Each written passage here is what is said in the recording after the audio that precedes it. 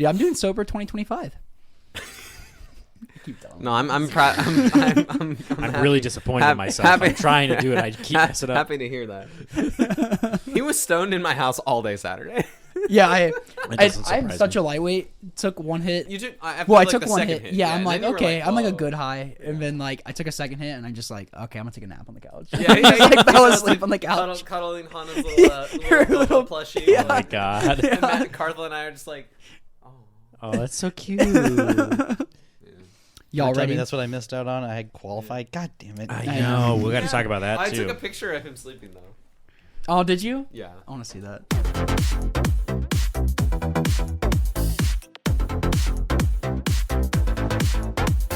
Welcome back, everybody, to another episode of the Common Ground Podcast. Your favorite podcast. We talk about your favorite format, Paupers. This is episode 60.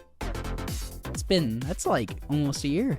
Pretty sure that's right. I am your co-host, Cameron Schindler, joined as always by... Did you say that's almost a year? Joined as always Oh, my by... Lord. Are you ready for this?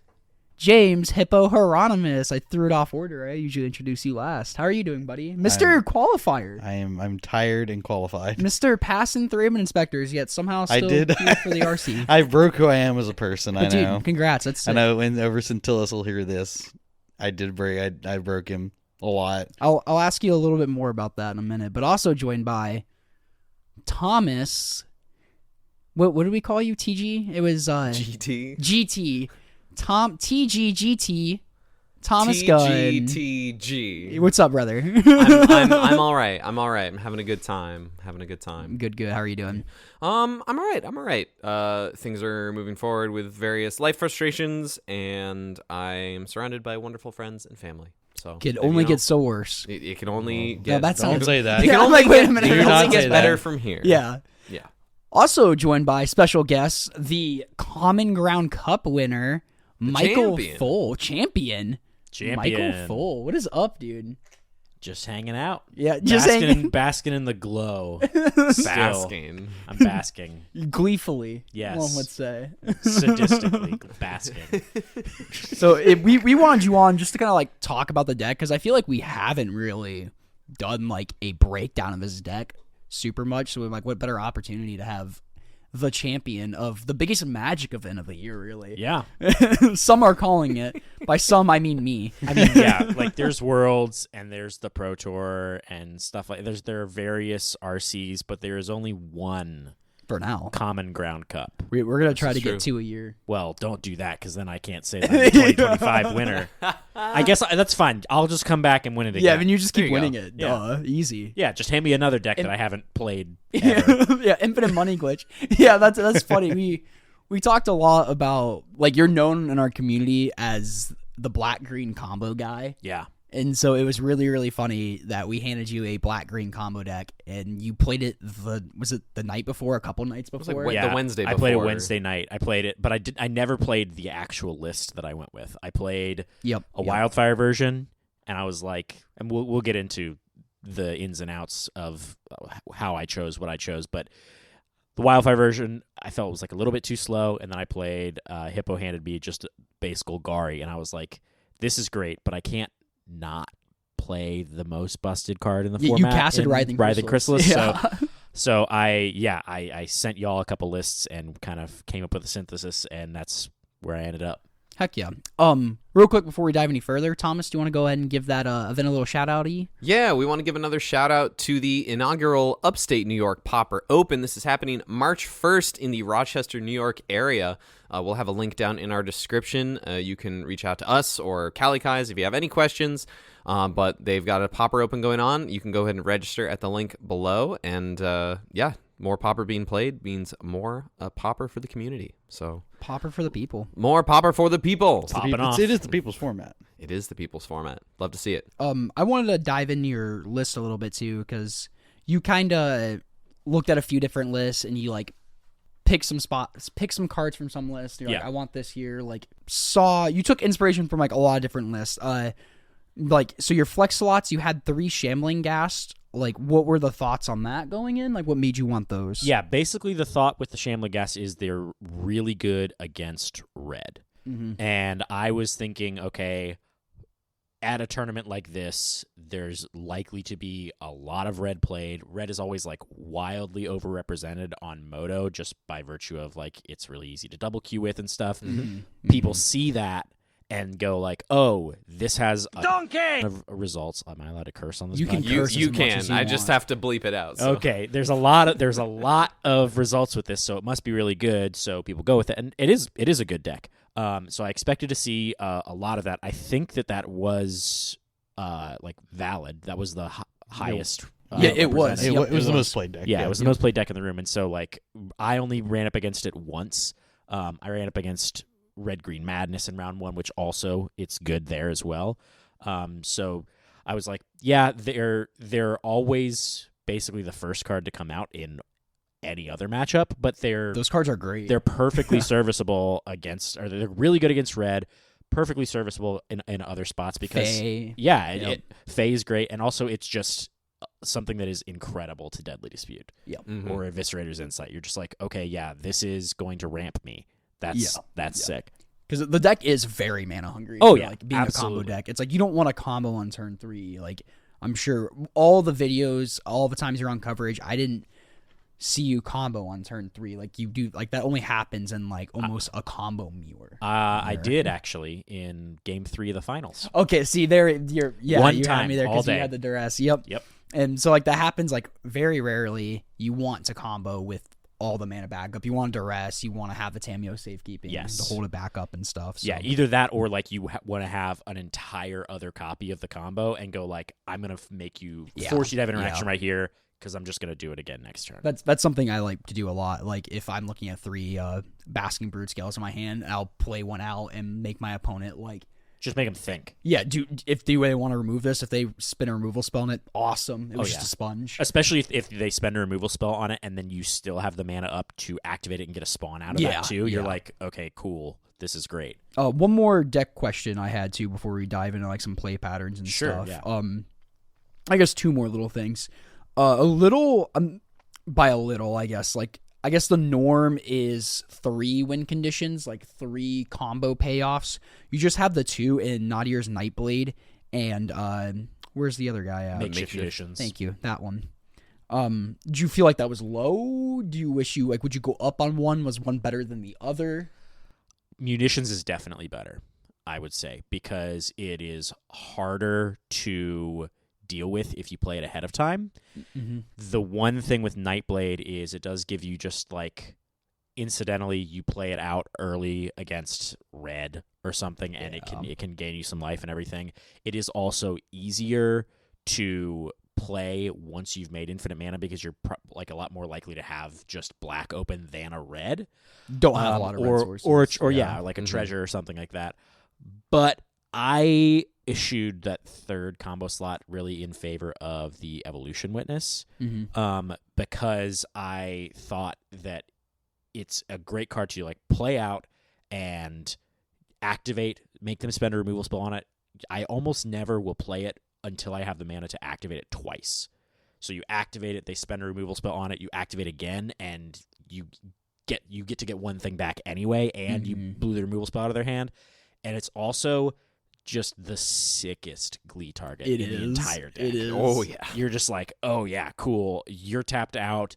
You've run. All of my brood scales are gone. 3 of my Glees are gone. Let's restart the game. You have like 4 spawns in play. Yeah, And yeah. it's like, I don't even care about comboing. I I'll don't pick care up at all. 3 Lightning Chrysalis. Yeah, exactly. Go. Good luck. Yeah. No, that is a really sick card. I think I agree with you. Munitions seems to have like more of a broader application than Nadir's Nightblade. Like Fairies doesn't want to see that resolve because you could just pick everything off. Oh yeah, that. I mean it was even great against Red decks too, I'm against sure. Jund Wildfires because like I don't really care about their big guys as much because I was bringing in Snuff out there to like kill their chrysalises, but that means that their refurbished familiars are super dangerous to me. And picking those off consistently, like I think against Jund Wildfires that day, I had them play 2 familiars out. I pinged them. They blood founded them back. Played both of them again. So like they're really stripping my hand. And with munitions, I just didn't really care because I was like, I'm just gonna keep spending essentially no resources because I have so many spawns to just ping these down. Moving forward, would you still keep the 2 win conditions? Maybe change to 2 munitions? Would you keep a Nadier's Nightblade? You think? I think really I would keep the Nadier's Nightblade, but I'm pretty happy with the main deck. Mm-hmm. At least, I mean, it worked out really well. It's hard to. It's funny because it almost didn't, because there was a list that I know you'd sent me at some point that. Yeah, I was like, I looked at this, I was like, something is missing. Something is wrong with this deck. Yes. Oh, there's no Malevolent Rumble in this list. Like, ew, crazy. there was that was a the first list that I. There was a list that he sent me, sent. and I was just like, there is no way that that is correct. Yeah, I refuse to believe so. yeah, and I ended up using like the sideboard mostly for that version, but found another one that made a lot more sense, because I think you're totally right, Hippo. Like, you can't not play Rumble. I was like, that card is hugely important. Yes. Oh, yeah, absolutely. I think you said that card and Eviscerator's Insight. Oh my god, carried you. Yeah, Eviscerator's Insight is like really the grindy matchup mirror breaker. Mm-hmm. Like, I was sitting down on stream against Gardens and was just like, I'm gonna outgrind you, which is crazy. Yeah. Like, I'm gonna outgrind Gardens. I will combo more than you have removal spells in your And deck, which is insane. It was exclusively because of those being able to flash back Mm. is so good. Especially like they're not interacting with you on the stack at all. Oh yeah, so absolutely. they're not really pressuring you too much. So you're free to like, okay, we can sit here and twiddle our thumbs. I'll pay 5 mana and draw up 2 or 3 cards in your end stuff gladly.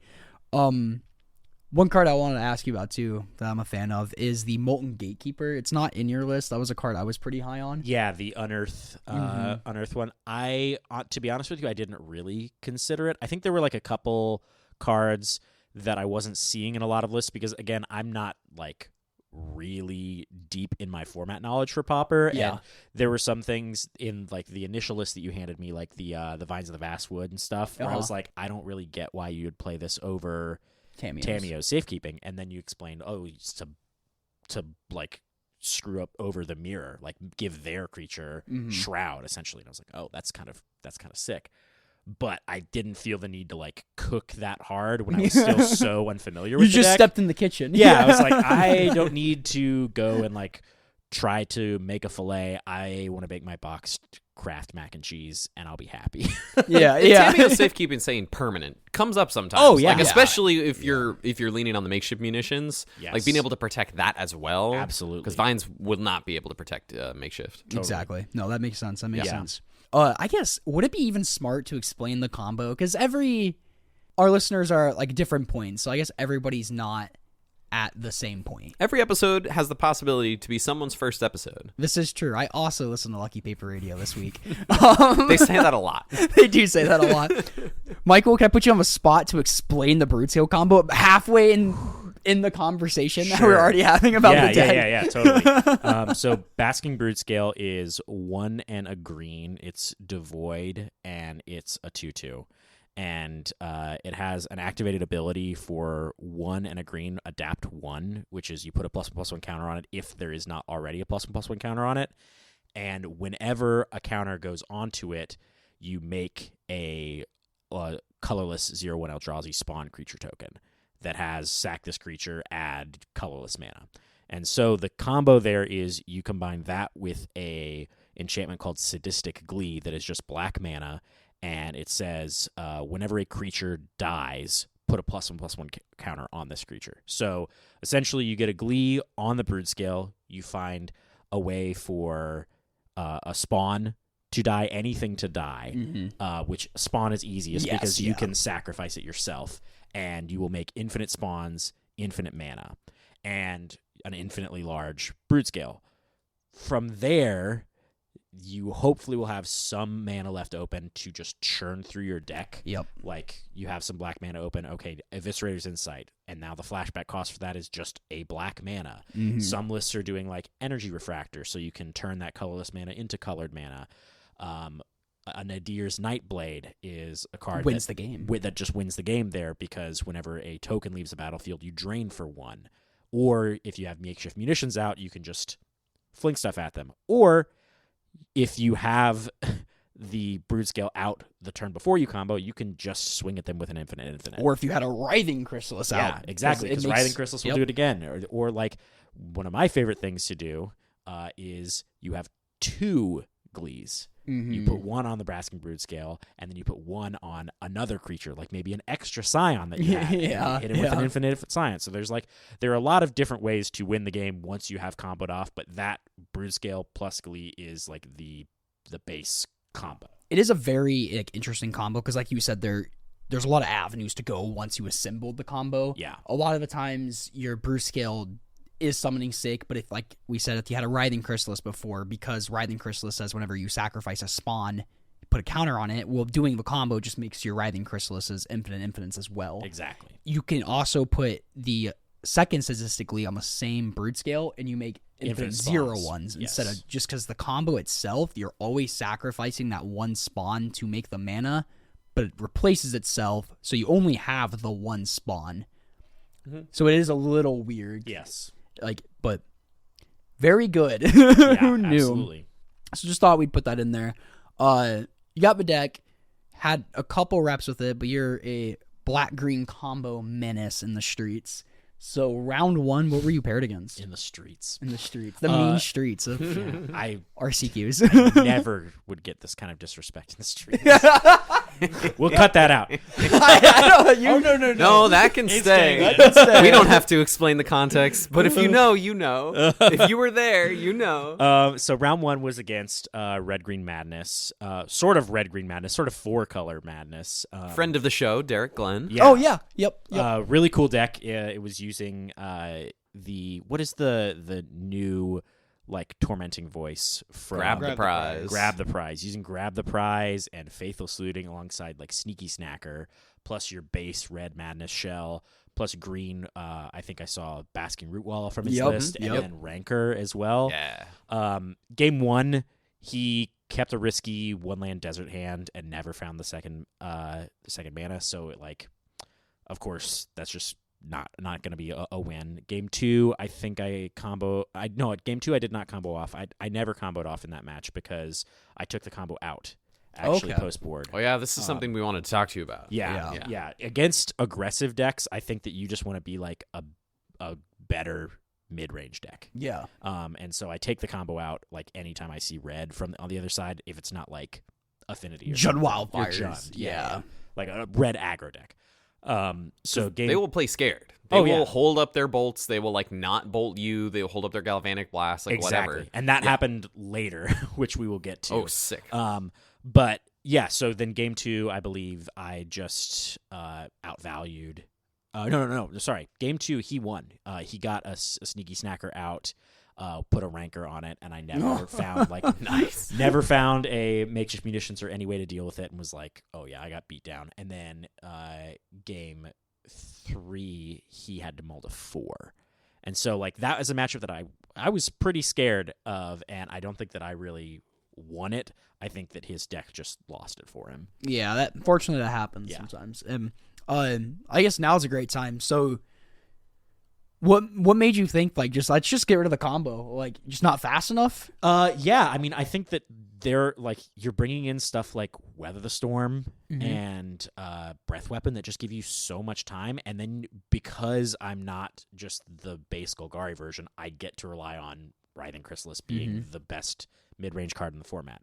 And so I get to just go okay, this is how I'm going to win. I'm going to be at 40 life from Weather the Storm, and I'm just going to beat you down. And just ride this to victory. Exactly. Would you consider maybe trimming on so you would take out Vanadier's Nightblades, the munitions? I think I left in the Nightblade and the munitions. I just basically took out all of the Glees. Uh-huh. I think I trimmed on gosh, I can't even remember what else I trimmed on. But basically, I was bringing in 4 copies of Weather the Storm, 4 copies of Breath Weapon there. So taking out all the Glees, I then had to take out 4 other things, and I think I might have just trimmed individually on some stuff. Yeah, maybe trim a Tameo safekeeping. Yeah, it might have even been 1 Broodscale. Yeah, because that's just not as important anymore. But yeah, I got that from having to translate and read an Italian sideboard guide from someone who did really well at Paupergeddon. Yeah. Nice. And I watched him play through a league and watched him do that multiple times. I was like, oh yeah, this makes sense. You are a great mid-range deck. You do not need to rely on going all in, but people will still expect you to. So like Thomas was saying, yeah, you get to that confusion equity, which is always something that I go for in Magic. Yeah. That's my biggest thing. I'm always trying to make my opponents be confused and have me gain advantage because of that. And people will hold up mana or 2 removal spells so Yeah. you don't combo off and stuff. And it's well, and you're just looking at your hand where I'm I have no business comboing off ever. So Yeah. Well, and they'll be okay, I'm going to hold it for the Broodscale. And meanwhile, you grow your Chrysalis out of bolt range. You grow your Chrysalis out of Galv Blast range. You, at that point, they go, by the time they realize, oh, I don't think he's ever going to try to combo me. My Writhing Chrysalis is a 6/7, and the game is over. Yeah, that's cool. So round 2, what was your match there? I believe that was against Anna on Affinity. Front of the pod? Yes. I believe so. I would need to double check. But yeah, that was a matchup that I feel like is fairly 50-50 because I grind just as well as Affinity does. Maybe even better, which is kind of crazy. Yeah, they have Thoughtcast, but I've got Eviscerator's Insight, which, as I've said repeatedly, is my favorite card in the deck. Yeah. Yeah, I think that I think I took that in 2. Anna might correct me there. I'm not total. The whole day was a bit of a blur. But yeah, it's a matchup that I think I only saw Affinity that one time, and it was not as scary as I thought it might have been.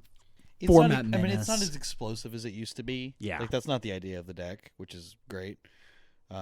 It is a mid-range deck. It is a mid-range. Yeah, for sure. Mid-range So deck that leans control almost. Yeah, it's it can't have those games where you just refurbish familiar and Mirror Enforcer your opponent to death. Yeah. But you can say a lot of the games do not end up being that way. Totally. Makes sense. So did you... I'm sure you still kept all the combos and stuff because they're not trying to aggro you out or anything. Yeah. Yep. Yeah, and I don't think that. Yeah, let me see the board here. It's actually super hard for Affinity to stop the combo from happening. They got cast downs. You have 2 cast downs main and 4 Galv Blast. That's it. Okay. Yes. Yeah, main board. Yep. Yeah, main board. That's all you Krark Clan too. But that's it. that's a And post board, you get you get an extra copy of cast down depending on your list. That's Yeah, really because it. they're not usually running Snuff Out because they're not running. No, they play 1 swamp. Yeah, exactly. You're definitely not doing that. Yeah, I'm looking at my sideboard here, and I straight up think that I did not bring anything in. No, I would not imagine No, so. no. none of us is appealing Did because not do anything. it's 4 breath weapons, 4 snuff outs, 4 weather storms, and 3 blasts. yeah, exactly. So it's none of that's really appealing against them because the blasts are awkward against Affinity. Yeah. 'Cause it's not doesn't hit a lot of stuff. Won't hit their cast downs when they're interacting with you. It just really hits their thought casts. Yes. their draw engine. So Yeah. you don't really want those against them. I can see games where Affinity can win this matchup where it's they're holding this Cart Clan Shaman over your head, threaten activating it, and maybe have a cast down backup. Thomas and I's match. Yep. I was able to get down a super early makeshift munitions. They kind of just controlled the board a lot. So Yeah. Affinity's tricky, but sometimes they stumble. And, Oh Yeah. yeah, they definitely can. and once a Writhing Chrysalis grows out of Mirror Enforcer range, which is basically as soon as it enters. Yeah, pretty much. Yeah, I mean, so you have to they have to bet on you acting first in sacking something, or else they'll never be able to single Galv Blast it either too. So yeah, it's a matchup that I think I'm slightly favored in. I think it might be 55-45.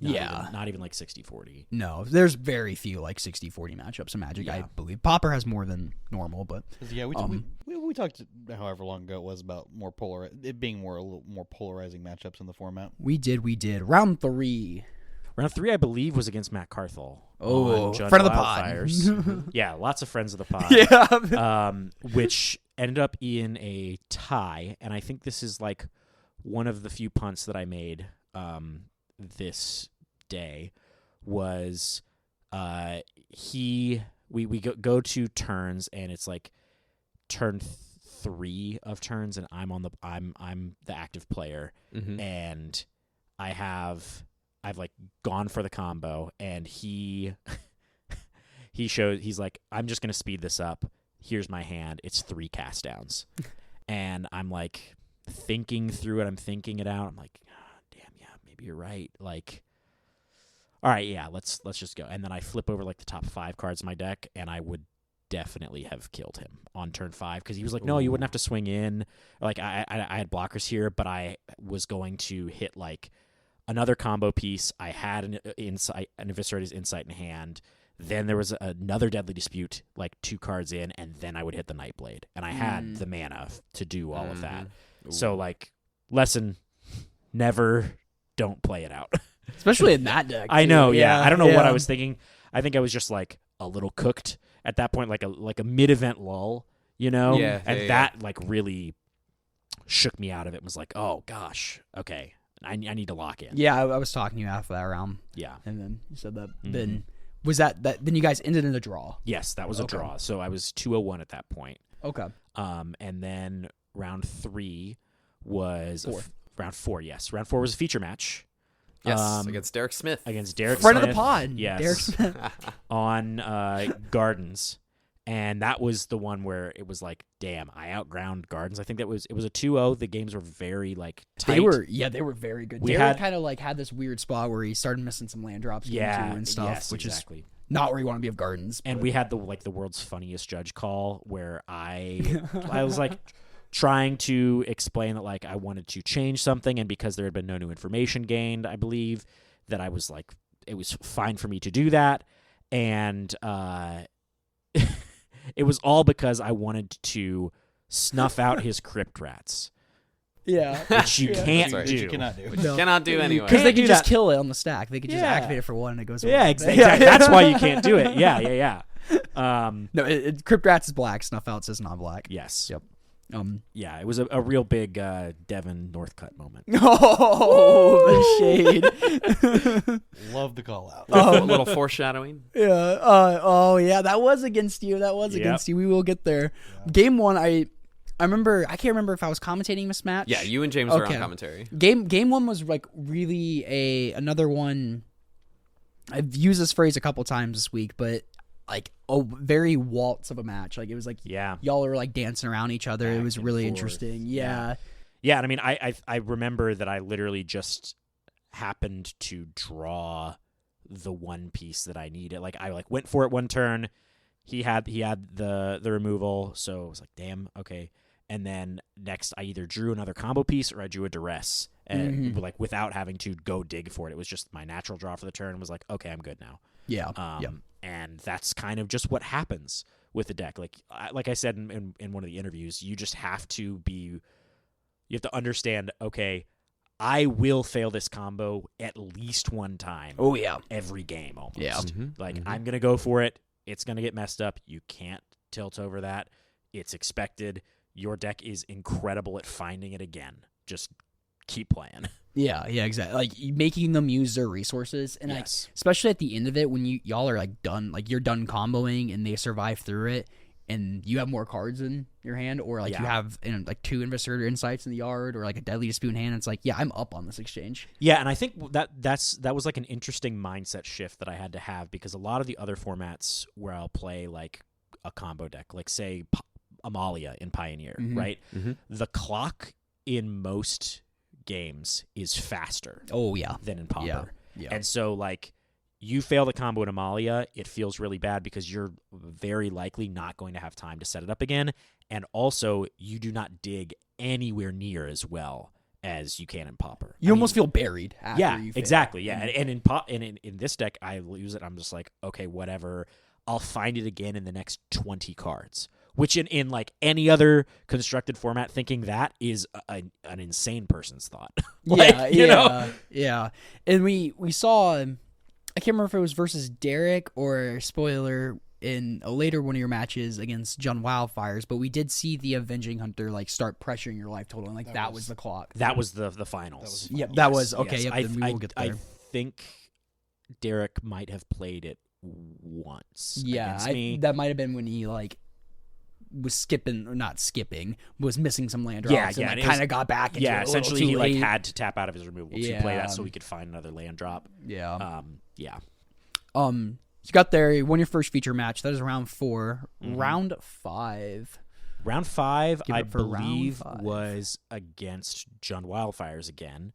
It was against the person that I ended. Jonathan. Yes, it was against Jonathan. Front of the pod, Jonathan. Jonathan, which is, spoiler alert, who I ended up playing in the finals. Mm-hmm. And those 2 matches were the most intense Magic I played all day. Jonathan is a very good Magic player. Very good Magic player. Yeah. I he will say this, and I will totally admit to it as well.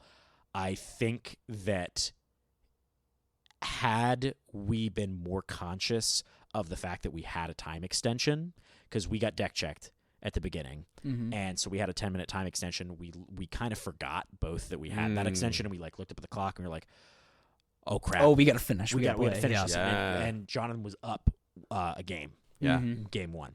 And so he kind of took an aggressive move of sacking a lot to a shaman in order to deal with what I had going on. We'll see that again. I was mostly absolutely. I was more trying to mid-range him out at that point.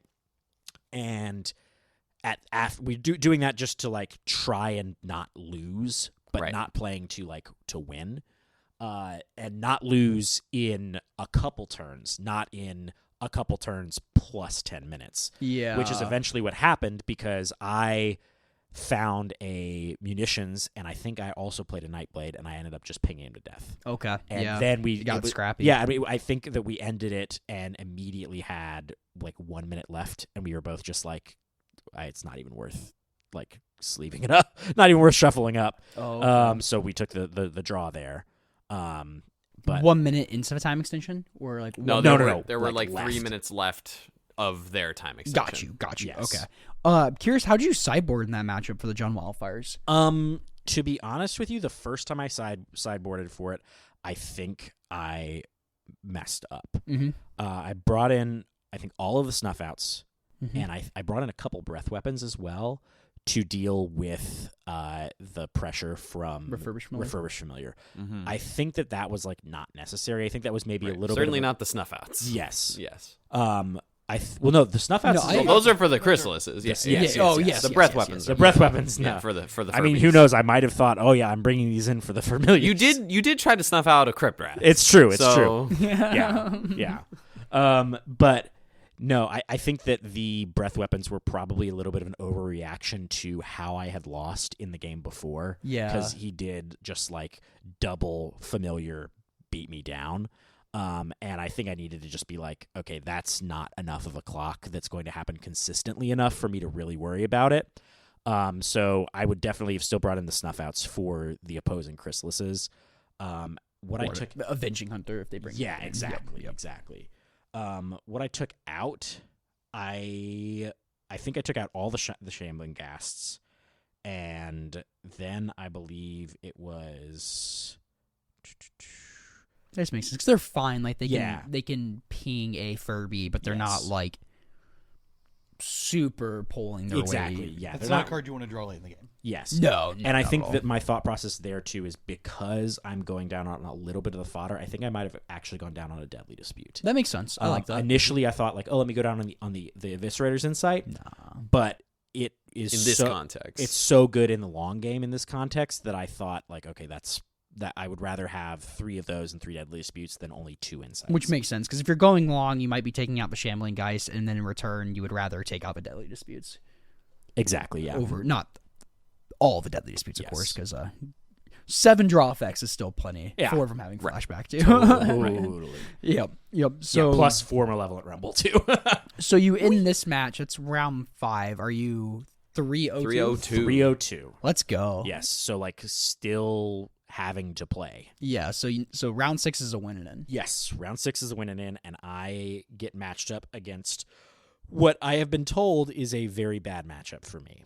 But in my limited testing, I had never lost because I was playing against Matthew Centillas on Blue Red Scred, and I just had his number, and I was this matchup's not that bad. That's who you were testing against. Yes. was So I was already testing against. Scintillus. I played against Alumni of the pod. Yes. Yes. Scintillus. Yes. I played against Wub. Front of the pod wub. Yep. Great. Oh, weird. Man, you just played a bunch of friends of the pod. Yeah, straight up. Just nothing but team kills all day. It's kind of hard to go. It's in that kind of hard. room. Yeah. But yeah, so I played against Wub, and I believe Wub won game 1 with some very heads-up play of countering my Wellsprings. Yeah, Whenever. Okay. Wub is quote unquote retired from like comp Magic, but they are a tricky Magic player. Yeah. they've been around the block. Yeah, Can confirm. that was like really backbreaking. Yeah. Countering the Wellspring, because then it's just like I'm just looking at this like Deadly Dispute or Eviscerate inside of my hand. I'm like, Yeah. I have nothing. Was that to a deal with Really it. clever. Oh, it was awful. It was like, oh my god, Or it's just like, oh, you can do that. that's so sick. Yeah. Yeah, and I think that's actually like what they did again. Like I'm pretty sure they like annulled a Wellspring in game Wow. 2, and like really like was playing a game of like really low resources, and but luckily the one turn that they like tapped out, played their Murmuring Mystic, I had a snuff out. Oh, okay. And so I was Nice. like, okay, cool. And then eventually found spots where I was like, okay, if they have a counterspell now, then it sucks, but I'm going to go for it and play another Wellspring. And then once one Wellspring resolves, even if you counter my Eviscerator's Insight, I'm still sacking it. I'm still drawing. Like at that point, the engine really starts to roll, and I was able to come back and finish it off from there. Yeah, that makes sense. I can see Scred being tricky because they have, especially Is It Scred? Well, yeah, I said Scred, so that implies Is It. But they have the interaction on the stack in the form of counterspells. They can kill your Chrysalises, they can kill your combo with Screds. Yes. And then Terrors being a clock to back it up can be hard to navigate that. Absolutely. But if one of those, it is kind of, they have to have the best of both worlds. Yes. If they're missing the interaction, you can just combo over the Terrors. If they don't have the clock and the Terrors, or the Then I'm Murmuring just going Mystic- to run away with it in terms of like a resource game. Exactly. So yep, I was curious. I'm guessing you just bring in your 3 Red Elemental Blasts and some Snuff Outs? Yep. Pretty much. I think I actually only brought in 3 Snuff Outs. That makes sense. And 3 Rebs, because it was like, I really don't want to be... I think that I'll kill like 1 Terror. Maybe. Yeah. Maybe. They're really there for the Murmuring Mystics. Yeah. Because you can outsize the terrors with your Exactly. Chrysalis. Yes, Yeah. I can outsize the terror with the Chrysalis, but like if you're continually making a ton of birds, that's where it becomes a problem. Pesky birds. Yep. So you won your 1 and in. You got in the top 8 at what? So 402. 402, yes. And I believe I was I got it right in front of me. You were second place in the Swiss. second place. You were in the the only Swiss. 14-pointer. Yes. Let's go. Austin got the clean 6-0. 6-0. And then you at 6-0, 4-0 Austin and Walker. 2, and then 4-1-1s and 2-4-2s. Yep. Yeah. Yep. So then, I finally got to play against Red. Oh, okay. Round 1. Played against Koldatha round 1, and Or round 1 of top. round 1 of Yep, top, yep, the yep, quarterfinals. Yes, Mhm. and I actually got the combo off, but my opponent had just the right number of attackers to get through a spawn and an infinitely sized Broodscale to hit me for Exacxies. Oh, okay. Wow. So you're down a game Yes. against a very hard matchup. Yes, Yeah, which that's- I've heard is like, oh yeah, this matchup is really bad. And my opponent then looks at me and says, yeah, I've never lost to Jund Broodscale. And I was like, That's a curse. Yeah. Okay. so I go right to my sideboard. I take let's out change that. I take out all the glees. I bring in 4 Weather the Storm, 4 Breath Weapon, which also like I had audibled. I had 2 Last Whispers in the board. Last rights. Last Rites. Last rights in the board to start. And when I showed up, I was like, I don't feel good about the Koldatha matchup. I'm gonna take those out and put in an extra Weather the Storm and an extra Breath Weapon. Nice. Full play set of each of them. Yeah. If I had really thought about what I could lose to, I probably would have made those Troublemaker Roofs so I could nail Trespasser's Curse, because I was very scared of that once I realized it was in the room. But you can always combo over on top of it too. Exactly. Yeah. Yeah, we all learned that throughout the day. Yeah, It was we just did. like, wow, we've been thinking about this card the wrong way. Yep. Well, it was also something we noticed during the last Paupergeddon was that you just want to have like this super streamlined sideboard. It's like these are the matchups I want to beat. Yes. Like, Yeah. None of the other matchups matter. I'm just better than them. Yeah. Yeah, I think that's a really, really good strategy. And also it takes a lot of the cognitive load off of you. Like, oh, this card that is good in a couple different kinds of matches. Are they playing the version of the deck that this card is actually good against? Like that, having that decision-making process happen 9 times throughout the day will sap your mental energy so much. And so I definitely think like having very clean, just like, this is it, is super advantageous in a longer event. Yeah, you're ready for your bad matchups. Yeah. So how does game 2 go?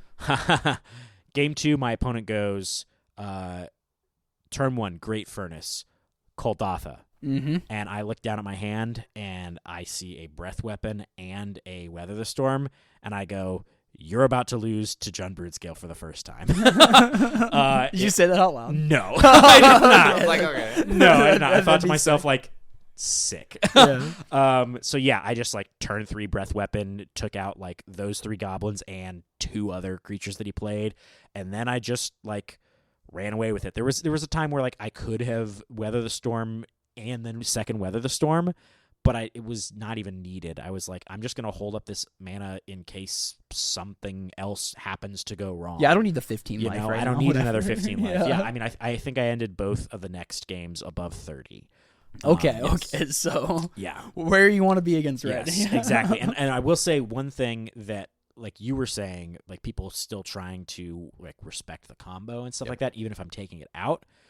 My opponent was, I think, doing that, but also maybe overvaluing my creatures.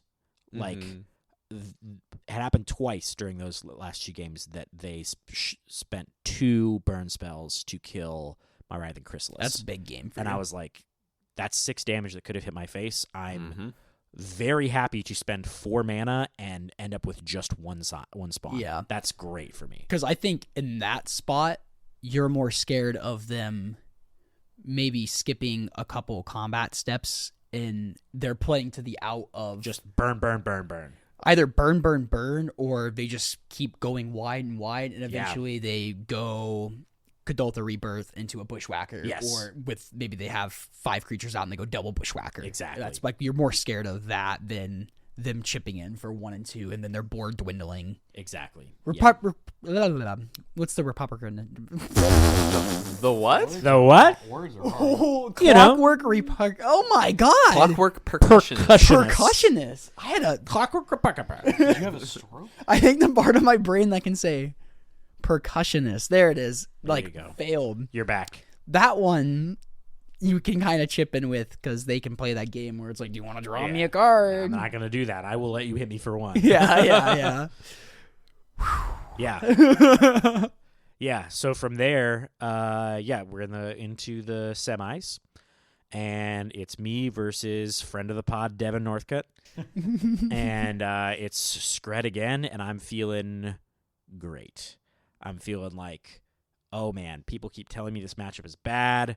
I've never lost it. So Devin was feeling good. I thought. I'm sure Devin was feeling Yeah, good I'm because like- he accurately realized that the matchup is probably bad for Yeah, Broodscale. yeah. But I am naive enough to go we've played it a few times. I think he knows it's Yeah. not as bad as people say it is. No, I was like, I think it might even be in slight favor of Broodscale actually. really? Once all is said and done, they only have like 4 removal spells. That's true. That's it. Yeah. Like, and then once good I get luck. to bring in Blast, Yeah, Two. Yeah. Yeah, Yes. then like anything that stops counter spells, they're also their 1 mana counter spells. And exactly. this was a feature match, so y'all can go back and watch this one too. You can Yep. see the powerful Pfohl versus the powerful Northcutt. Yeah. Well, I think really the most powerful thing is Writhing Chrysalis. Oh, Writhing Chrysalis, yeah. Being able to dodge Hydroblast Yep, we saw is that happen. pretty good. Yeah. It turns out that Writhing Chrysalis has a bunch of words on it. And one one of of which those is words is devoid. Ooh, what Yeah. does that mean? It means I ain't got no color. Yeah, it says red green in the corner, but it is in fact not a red It's green a lie. spell. It's a Yeah. lie. So yeah, that was very providential that I got to have that happen. I cast a Chrysalis. Devin attempted to Hydroblast it, and Which you can do. You can do. Yes. That is the problem. If it was a blue elemental blast, it wouldn't be able to target it. But Hydroblast can target it, and it will Yeah. do nothing, and that tapped him out of Counterspell mana because he did have the Counterspell, Oh, and no. he showed it to me. Yeah. And so then I got to play with the knowledge that, I'm I know sure there's a Counterspell here. he just probably took so much mental damage. Oh, yeah. At that point. Oh, 'cause that- absolutely. You can see it on stream. Yeah. You can Yeah. see. You can see You him can like see the put his head head down down on on the the- table. The shoulder slump. Oh, I mean, yeah. he was smiling the whole time. Though. yeah, Devin's a great. Yes. He's a great He's guy. a good. Yeah, He's a great good sport. opponent. Yeah, yeah. If he was going to lose to anyone, I'm sure he was glad it was me. Yeah, because we weren't. Yeah. We weren't there, of course. But yes. But, Yeah, and then the finals. Man, the finals were wild. It was a very, wild very match. fun game. Very Awesome wild match. matches. Highly recommend y'all go through and watch the finals Yeah, if on you YouTube. if you you watch haven't any yet. of them, we'll We'll include go the to link to our YouTube channel. Yep, in you can watch the description. whole VOD on Game Night Tennessee YouTube channel. You can watch it from our YouTube channel. Yep, you It's, can it, watch. It's in a playlist on our YouTube channel. Oh, sick. So you Awesome. only have to go to our YouTube channel. Cool. Yeah, more traction Yeah, for go us. to our YouTube. Yeah. Yeah. You could watch the individual segment of games, most of them on our YouTube channel too. So Yep. if you watch any of them, you should watch this one. It was sick. great. Yeah, it was like I mentioned before. It was against Jonathan, a rematch of the Fifth round. round 5 match. This time untimed. Yes, this time untimed, so there's no way we're gonna go to a draw. Game 1, I just kind of did the thing that I love about the deck, which is I just like kept going for it. He kept having the removal. He had like one main deck snuff out that I knew about because it had blown me out in the previous one. So like I definitely benefited a lot from that, having the knowledge that I had from that previous match. Whereas like, okay, I know that I can go for it here. He doesn't have a swamp. He's tapped out, yada yada. And eventually I just like did the thing where I top decked what I needed and went for it the turn after I already had tried, and it worked that time. It was very fun to commentate that match because we'd point out stuff where it's like, okay, we see Jonathan doesn't have a swamp here, so let's see if Full notices that, and like, yep, Full notices it. Yes. Yeah, and I definitely just like I could feel myself getting more proficient with the deck as the day went on. Where like You were leveling up earlier, in the- straight up. I mean, like yeah. early in the day, That's I was cool. constantly like moving my Eviscerator's Insights to the top of my graveyard. I did make note of that. I said he's keeping them at the top of his deck. Yes. He doesn't have to like look through the graveyard. They're just there. Yes, exactly. But then you stopped doing. but then I that, stopped yeah. doing that once it was burned into my brain. Like This is they the best are card in there. the deck. They're there. So I was like, yeah, this is the best card of the deck. I will remember it. Now I can do the thing that I think people try to do too soon, which is hope that your opponent forgets it. Right? Mhm. And hoping your opponent forgets it is all fine and well. Not a good line. But if you forget it too, it does actual nothing. Yeah, This is part of why I generally play with my graveyard splayed out like 4 or 5 cards in a row Yes, at a time. yes. Partially Same because thing. I tend to play right now in Standard. I'm playing a deck that needs to count how many instant sorcerers in your Totally. library, so it's like very relevant. But it does potentially give up information if you have a flashback spell or something in there. Like Exactly. that's information that you're just leaving face up. Yes, and the problem with doing that with Broodscale too is there will be 30 cards in your graveyard. Right. So I like, don't want to hear it. I've played Dredge. yeah, fair. My whole deck's in the graveyard. Yeah, that's easy. Even you just have Lines your out. deck list in front of you. That's true. Yeah. Yeah. But yeah, so then game 2 was insane.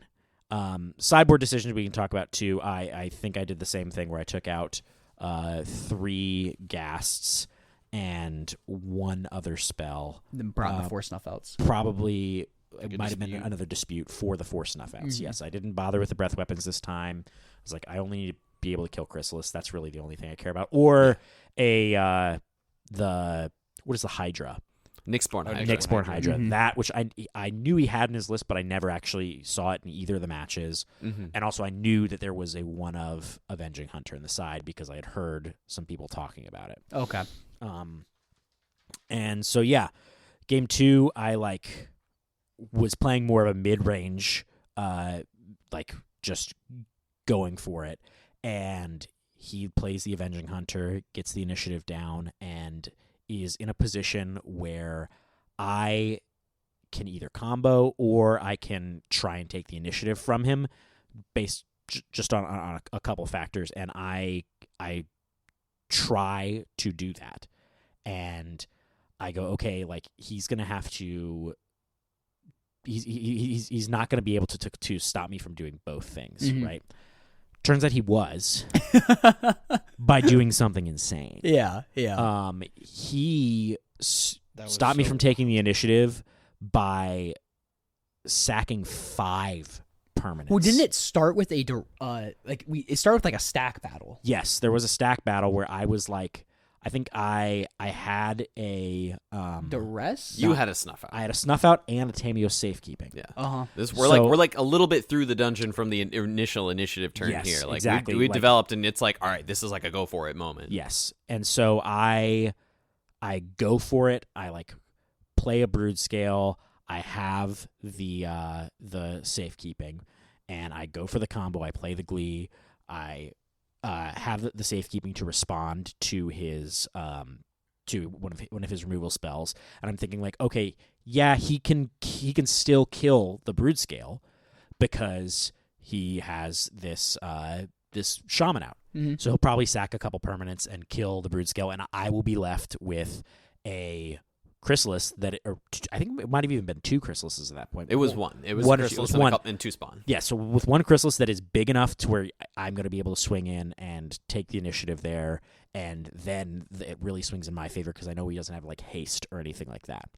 And instead of just sacking and killing the Broodscale, he sacks everything but 2 lands, and so that it will For be 5 damage. for 5 damage, enough to kill the Chrysalis after the I think he spawns. goes to snuff out your Chrysalis Yes. and you Tameo safekeeping it, and that's what Oh, prompted okay, it. that might have been what prompted it. Yeah. Okay. Yeah. So like it was really cool. So we was see very him cool. try to interact with the Chrysalis, and you're like, no, this is how I'm gonna win this game. Tameo Yes. safekeeping, and then like Because we you can see- just win the game on that turn, not even taking the initiative. Yes. Like if Yeah. you get to stick the combo, you just attack with the Chrysalis for infinite. Exactly. Yeah. And Yeah. then like we see Jonathan after that Tameo safekeeping on the stack, like tanking, and us 3 are all commentating at the same time, Tom Sippo and I, and then Jonathan just sacks like 5 permanents, including like lands, like leaves himself, was it 2 lands? He had 2 lands after 2 that. lands It was left. like a swamp and a forest. and all of us go. commentating We- it. We were like, yeah. whoa! Our Like we were minds. starting to get close to that. Like, how many permanents is he gonna sack? And like I was starting to just do the math in my mind, and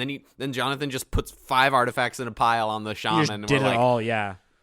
okay. And we then thought, it was like, how does he wow. win this at this point? Yeah. Then- But it was a really heads up play because then Very. you guarantee you get the Chrysalis off the board, so you're not just dead if this like second snuff out isn't good enough. Yeah, and then I think I'm like looking down at my hand that multiple times throughout this match, this has been the case, is like 3 sadistically. And that's it. Oh, okay. And I was like, oh my God, I'm so screwed. At some point in this matchup too, because the next turn he needed to top deck a cast down too. Because I thought, did you end up playing another Writhing Chrysalis? Well, I know I played Just ran the Broodscale. I had another. Yeah, Oh, that's what I it ran the was. Broodscale Okay. out and was like, okay, I have the Glees. I didn't have the mana to like go for it again Right. that turn, but I ran a Broodscale out and I'm like, okay, let me put a Glee on it. Yeah, you really next you almost turn, did. and he had the cast down, which he later was like, oh yeah, I could have just sacked this blood, found this cast down, and not have to sack my whole board. Oh yeah. But if you whiff there, if he that's- whiffs there, so like you have to Right. take the like actual The guaranteed, the this gets the play. Chrysalis off Yeah. the board. Yeah. No, that Yeah. was. I think that was. That correct. is was like actually playing into your routes rather than just like a chance. Right. And And yeah, he draws an extra card because of the step of the dungeon from Yes. the initiative as well. So Yep. you got Exactly. 2 looks at that cast Yep. down and finds it. Like it was Yeah. it was insane. it was crazy. And then from there, it was literally just off of the back of the initiative. You have a dungeon that He deal 5 He killed you there. got through. Yeah. He got through. He grabbed a Chrysalis off of the Throne of the Dead 3. Is that what it's called? Yeah, Throne of the Dead 3. The end of the dungeon. Yes, Yeah, the end of the yeah. dungeon. It's Throne of the Dead. Cool. Yeah, he did that, and then like I killed it, but it eventually just killed me with you take 5 again. Yeah. Yep. And then game 3 comes, and I I think you both mulligan to 6. we both mulligan to 6, and I look at a hand, and it is, I believe, 3 lands, duress, Broodscale, Glee, Safekeeping. No. It wasn't Safekeeping. It was Rumble. Okay, perfect. Sure. I think it was Rumble. Sure. Make your spawn. And I'm like, ooh, okay. I literally cannot make a better hand than this. So I put back one land, and I play. I think I play Swamp Duress, and I look at his hand, and I take a Snuff out, which I later realized he didn't have the swamp for at all. Anyway, but that's not to say he might not draw one. Yeah, And I think it was. exactly. I think that was like the only point of interaction. Yeah. Yes. If that's that you took the removal spell. Yes, exactly. So then I have a decision on the next turn, which is, do I play the Broodscale or do I play the Rumble? And because I draw and it's not another land. So I opt to go for the Rumble to guarantee getting another land so that next turn I can combo without having the ability to attack. I like how you say guarantee. Like there has to. I mean, be there a land if it's off basically board. guaranteed. Yeah. Yes. And so I play the Rumble. I grab another swamp, which I'm sure was like suspicious because I think there was a Broodscale among there. Yeah. And then I just on turn 3 I play the Broodscale. I already have the spawn from the Rumble. I play the Glee. I go. You diddle, you wiggle feel your your I fingers twiddle a my little bit. fingers. The finger wiggle. Yeah, I twiddle my fingers on camera to say like this is really big. Go. Yeah. And he just like had to play creatures and chump. Yep. And eventually it was just like Well, okay. the next turn you played what did I play next a turn? munitions or not munitions, a sadistic Glee on a spawn. Yes, I played it statistically on a And then, spawn. and then there was more finger wiggle. More finger waves. So I made like more infinites, and then I like played a chrysalis the next turn. So I had like 3 infinites. because we were talking at this point. Jonathan needs Cart Clan Shaman Toxin Analysis. Exactly, that is the only thing. That's so gonna he get out like of this. Deadly Disputes, looks for it, and You see doesn't the hit it. handshake, Yeah. and there's the handshake, and it was Then what happened? it was transcendent. Then I got the trophy, and then I took a big swig of it out of it. That was sick. It That was was great. really funny. Yeah, I mean, I was on absolute cloud 9. Like I was in no way expecting to do well at this at all. I had not played Pauper in like 2 years. Would you play prior? I played Jund Wildfires before. Like really? ramping into the Cascade threats. Yes, like ramping before, Cascade threats. before Pawns. I remember really got this. Popular. I do remember. Yeah, the this. black in that was just for. You were the only Cast out? person in the room I didn't want to pair against with Fire Blast. Yes. It was, you kicked he played, my he played like butt. Terminates and Cast Downs and stuff like that. I played Cast Downs. I wasn't playing Terminates, but I was playing 4 Chainer's Edict because this was right when yes. Gates was big. Oh, And yes, people I were do remember playing like Cawblade and stuff like And like that. protection from monocolored guy. Yes, exactly. That's really funny because I think that was that time at the locals. I decided to play Gruul Ponza too, and like everybody just showed up with like a Ponza deck. Yeah. that day, and I think that was like the first time we met our buddy Carson. I Oh, think that was his first time. Wow, like, yeah. funny enough. So it was the time I won. nice. I went with Gardens that day. don't Hell believe yeah. that. But anyway, no, I'm kidding. I was like, But yeah. I was like, you let me beat Andy in the finals. It was Oh, great. that was. Oh no, that was that had to be a different time because I was playing Gardens. Remember, we didn't want to do the Gardens mirror. Yeah, that's what I said. We did. I think that this was I actually was like playing Ponza. before Gardens was a deck. I'm sorry. I got second that day with Borosynth. Okay, there we go. That's better. Yeah, I was gonna say I think this was actually like before Gardens really like became a deck. Yeah, I remember I stopped playing it like right after Initiative got banned. Mm-hmm. And it wasn't like, oh, Initiative got banned, I can't play this deck. It was just like life stuff, you know, like focusing on other formats and RCQ. yeah, RCQs are starting to become like exactly. a big thing. Yeah, and, people were actually playing Pioneer, which was like my favorite format at that time. Mm-hmm. And so yeah, I mean, I remember I showed up and it was me and Gareth, somebody who used to play at the cave. We were like the only people at the store that were playing any Initiative creatures because they weren't on Magic Online yet, and so they hadn't been broken. that's People didn't funny. figure it out. So I was playing the Battle Rager, the black one. Yeah. I was Oh, playing yeah. like a couple copies of that, and it was like, wow, I did not realize how busted this Yeah. card was. Yeah, that was a dark time for Pauper. Yeah. Well, Yeah, it turns out they didn't like people dark ritualing into busted creatures. Yeah. Yeah, weird. we better see you at more Pauper. Oh yeah. events than- So long as you let me borrow a deck. Always. I did. Okay, so I did just buy 4 Writhing Chrysalis in order to fill out the last money I needed on an order to get free shipping because I was ordering 4 Bloodghast because those are getting printed into standard. Another question. Well, yeah, I know, but we don't have a lot of Pauper events coming up this month too. With This month, pre-release unfortunately, still yeah, in it, pre-release got in the way. We might try and do a little something in-house. We're working on some details. Cool. There are some other locals we could potentially go to this month, too. Okay, We cool. can make a little travel down to Bama or up to Bowling Green. Yeah, Bowling Green to, is always doing like one at least once a month Pauper win a box too, right? Yep. Cool. Yeah, I'd Yep. love to Yeah, go we've there been for that. invited up to there. Yeah, Cool. Yep. I've played at that shop a couple times for like store championships. It's a lot of fun. Nice. Cool. So, you won this Pauper, this prestigious Pauper Cup. Yes, the most important event of the year. Everybody's in all talking about Magic. it. Everyone's And then- talking about it. And then you just couldn't get your fill.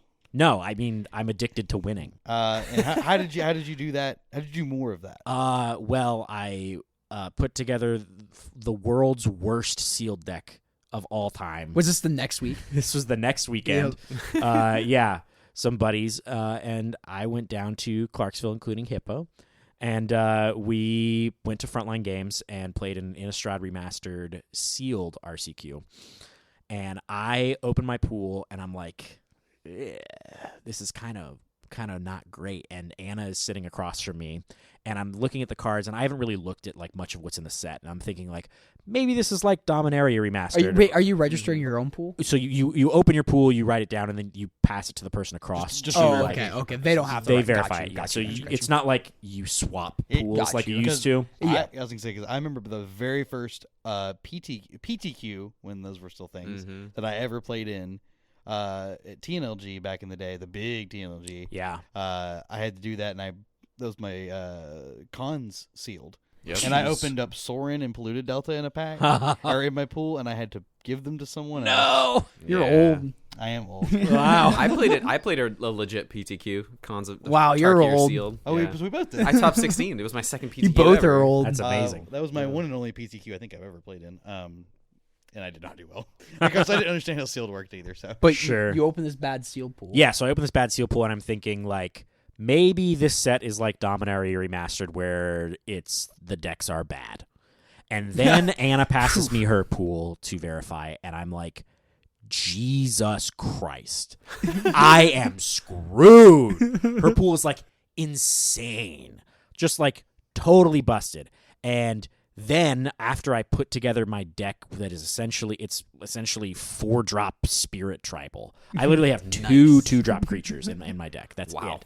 it. And then I look at my phone and I see that Hippo has posted his list, and it is literally like 10 or 11 premium black-white 2-drops, and I'm like, yeah. I am screwed. on top of Meat that, Hook Massacre, I have like Restoration the most Angel. busted rares like Yes. in the set. Meat period. Hook Massacre. I didn't get Sorin. Oh wait, no. I have Lisa. I have Meat Hook Massacre. I have Tameo's Journal. I had Lisa. I had Restoration Angel. Oh, yeah. I had Gravecrawler. I had just like Morbid Opportunities, like a premium 3-drop. Yes. I had like Mm-hmm. like so many good 2-drops. Yeah. I had like good removal spells across the curve. Like It was nasty. my deck was premium Innistrad remastered sealed deck. Like Yes. I paid for MTG Premium. on Yeah, Saturday. IRL. Yes. Yes. IRL, You and I- cruised through the Swiss. Oh, yeah. Yeah, I did not drop Easy a game. 3-0. I did not drop a game in the Swiss. No. Yeah. Did you have an easy 3-0? Oh, he had the easy 3-0 double draw. Yeah, Hippo did. I had to unfortunately beat you on the way there. Yes. So how did you end up getting top 8? So I got top 8 by I beat Treo round 1, and then I lost to Hippo round 2. I beat someone else round 3, and then I was able to, and then I won the next one. So I was able to 3-1-1. I was Just able to like- draw. Nice. Scrappy. Yeah, Get in their games. Exactly. I think I ended up being like 8th seed. And you're like, Or seventh or eighth thank seed. God I can put this seal deck Yes, away exactly. and I can draft something I can stop. new. Yeah. So like the final opponent, I was like, I'm pretty sure we can draw. He's like, yeah, okay. Would you want to play standard? And I'm like, yes, thanks. Yes, Anything but please. this deck. Anything. Anything but this deck. And it was so funny because after I had like put the deck together and played a couple games with it, I was like, I think that my white-green deck is just better. So I literally sleeved up everything that I was going to replace. But because it was a sealed RCQ, you have to return your deck to your registered state for game 1. Yep. But I ended up never swapping because the matchups that I played were like, okay, they have like little board wipes, it would have been it actually ended up just being advantageous for me playing this 4-drop tribal deck. So then we get into the draft, and Hippo's sitting like across from me, and I open up what is the premium black uncommon removal spell that I opened up, Hippo? Sever the Bloodline. Sever the Bloodline. Ooh, it's an uncommon. Yes. Yes, Nice. it is. It is crazy. I take Sever the Bloodline, Infernal Grasp, Morbid Opportunist, Wow. some other great red or some other great black uncommon. So 4 black picks. Just like right Just off the bat. right off the bat. I'm like, Right in oh, your wheelhouse. this All is right, great. Much better. 5th pick, Blood Tithe Harvester. So I want to explain this Yeah. because I opened up a Vanquish the Horde as my pick 1. Yep. And I'm gonna slam a Wrath. The board wipe. Yeah, Yep. Slim Board Wrath. wipes unlimited are good. They're insane. But the pack that got passed to me had a double Blood Tithe Harvester in it. Oh, I'm like, wow. And I'm like, Oh. I'm no. Just I was don't like- touch it. I was like, Just I'm not- just. let's I was- not touch yeah, black I was like, red. I was like, I'm gonna not do that. Yeah. And then I took like I don't know. That I took a is- Fiend Hunter instead. But it's Great, really great. tricky because you can start trying to fight over black red cards because it's a great uncommon, but then like you're sending somebody a signal that well, black so red's funny. open. It's so funny Right. because the person next to me, I train wrecked their draft. Oh, yeah. I felt so bad. You did totally train this wreck the this draft. guy train wrecked that dude's draft like so hard. There's all's fair in love and And, I mean, Which Yeah. then only benefited Michael Oh, in the end, correct. because then if that person to your left needed to like start pivoting, that freed Michael up for I more. at no yes, point gave like them a black-based clear, stuff. I at no point gave them a clear signal of where in the like Mardu they were supposed to be. And they ended up just actual Mardu right next to you, who had a better Mardu deck. Yes, I would agree. And I wasn't even the best like black-white deck at the table, No. which is crazy. Yeah. Right. It was very deep. But yeah. Yes. So I picked the Blood Tithe Harvester, and then I proceed to take mostly black cards for the rest of the pack, but like some red. I'm like still like, I have so much black. I'm still staying really open, right? Dipping your toes in other pools. Yeah. So then Yeah. pack 2, I opened Falcon Wrath Gorger and some other great black card, and I'm like, I'm still gonna stick with like just black for now because like it's a 1-drop. It is very good, but I still want to kind of stay open. So I take the black card. Next pack, Falcon Wrath Gorger, and I'm like, okay, I'll take this one. Next pack, Crew and Outlaw. This is the like 3-mana 2/2 first strike Yeah. that flips into a 3/3 double striker. It's a Oh, werewolf. Yeah. All right, cool. I'll take that. Next pack, Crew and Outlaw. All right, we got I'm like, another one. Okay. Okay, cool. Then next pack, I take like the 1-drop werewolf that has haste that flips into a 2/2 Yep. with Village menace. Yep. We Messenger. talked Village about Messenger. that. I Yep. take like that, and then I Pauper take another level. Village Messenger, and then the Falcon Wrath Gorger comes back. Wow. So I had like 4 red rares that pack. I also got the Stencia Blood Rage, I think it's called, the 3-mana enchantment that gives attacking creatures first strike. Yep. And whenever you hit with a vampire, it gets a +1/+1 counter. It's Oh, like okay. very good in this deck. And the card itself has madness, which is crazy. Yeah, card has madness too, and I had like at this point maybe like 4 or 5 vampires by the end of pack 2, and I was like, okay, I've got a fair number of werewolves, I got a fair number of vampires. This was probably still going to be enough. Pack 3, open it up, Sorin Imperious Bloodlord. Yeah, I saw. And that. I was That's like- Ding great. ding ding. Oh my god! And then I just proceeded to get like a bunch of extra great vampires. I think You, I ended you up had with- a vampire deck. Yeah, I had That like was 9 crazy. vampires in it, and then also the one card that I was like, I'm not sure if it's right for me to play this or not, but I'm gonna try it out, and it was Heirloom Blade. That card is so busted. It was so good, and That- I never once flipped it. Just as short sword, it was great for me. Oh, I was thinking of Heirloom Blade. That's the one it is. Yeah. The one that flips. No. No, Heirloom Blade is a 3. Heirloom. Oh, my bad. I was thinking of Heirloom Blade. Yeah. Heirloom Blade is the 3 mana that flips. It's from a commander set, and when it thinking of flips. what's- right? what's- No, it's 1 mana. This one is 1 mana. 1 mana. This is Are we whenever- thinking of 3 different cards? We are now? no. We are thinking. You and I are thinking of the same card. The one with that Am I cares thinking of about the wrong typo. thing? Yeah, that card does not flip. there's Thomas. there's a 1 mana. No, equipment. I know. I'm not saying Oh, it okay. flips. I'm saying the card you're thinking is It's is Heirloom Blade. Heirloom Blade. Yeah, yes. that's what's. The H is not. The H is silent. Oh, I'm thinking of Heirloom Blade. Yeah. What card are you Yeah. saying? What card are you saying? It's like a 1 mana. It's like a 1 mana Yeah. equipment you can equip. Oh, I'm not like thinking of two. it. You equip it for 2. If the creature, it gets +1/+1. If the creature transforms, it transforms as well. Yes, Right. I'm not thinking of I'm not thinking of Heirloom Blade. I'm thinking of some other blade. So I would be very shocked if Heirloom Blade was No, on the it's set. it's a one. It's one mana artifact, gives +1/+1, equip for 1, and then if the creature it's attached to transforms, it transforms and turns into +3/+3 first strike, Yes. equip for 3. That's sick. Yeah, And it was- I never once flipped it. It didn't matter. It was just like always Short sword. short sword, always good. And yeah, I mean, it was probably like the most. I've drafted a lot. Limited is like my first love in Magic. I think that was maybe the best deck I've ever drafted. Wow. I had come to know you as a limited player for a long time. Yeah. I think like when you start like when the first Pioneer season came around, it was like the first time I'd ever seen you play a Yes. constructed deck. Yeah. I saw a picture of both y'all's decks, Thomas, Hi. I'm Hippo over and here. Full. I Not didn't your play. deck. We didn't play. I saw a picture of both your decks, Hippo and Full, and I'm like, wow, black is deep in this set. It's the best color. I don't think it's absolutely even close. It was so it's, good. It's not close. I mean, James Baggett had an insane black It's white deck too. Like there were multiple people Yeah, at the 'cause I table saw- with. I saw with- his deck There too, were and it looked multiple good. people at the deck with black. Multiple people at the table with black decks, and all the black cards in the decks were good. yes. Yeah. Yeah. Very. So very it's good. like Oh yeah, my opponent round 1 had a blue black deck Yeah, too. they're playing. Blue. I knew exactly what they were going to be. And doing. somebody next to you is playing Mardu, so that's like Like, 5 so I, black like, decks fed at a this- table. Well, it's funny because I fed. Okay, so my draft was like, I opened up the Vanquish the Horde, got past the Fiend Hunter. I was like, I'm gonna not be black red. I'm just gonna pass these Blood Tithe Harvesters. Took the Fiend Hunter.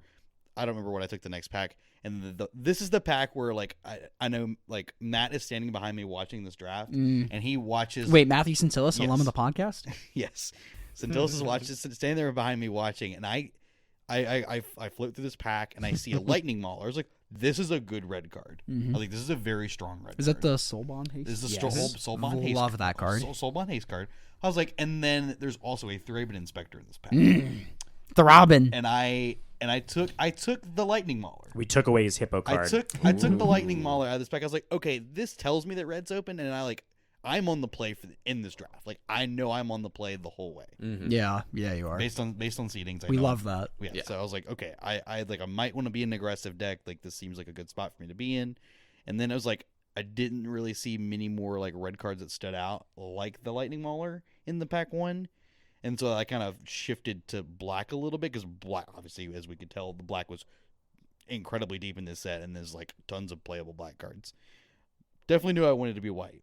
Just really wasn't quite sure what the second color was supposed to be. And then kind of the same thing happened in pack 2.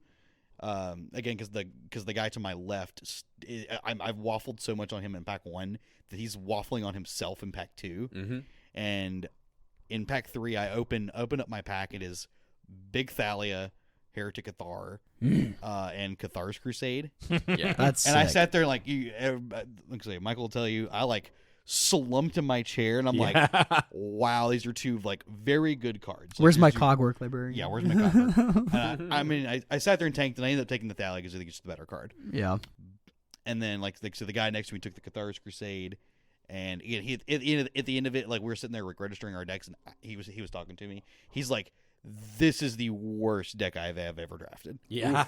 And he's like, he's a very good player. Very good. I can't player. remember. I for the life of me cannot remember this guy's name. Yeah. But I've caught him around a ton at like GPs. He's always at and limited and events. limited events, and Okay. he always top 8s, and he always drafts, and he always gets like a super deep run, or if not winning the event.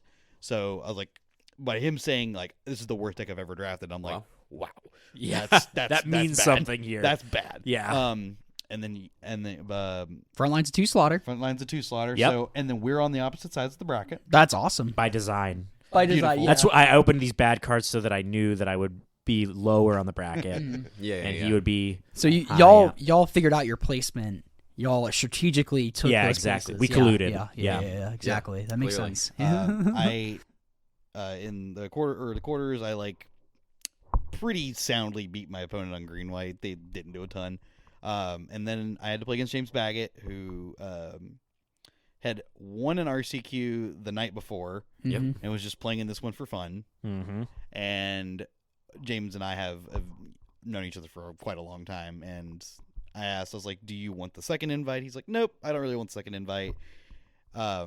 And I was like, he's like, but I'll play. Well, we can still play for it. And I was like, okay. And he's like, but do you just want to put cash on the line for whoever loses? Perfect. So Yep. there's no feel bads, like regardless of what happens. Great way here. to do it. We play.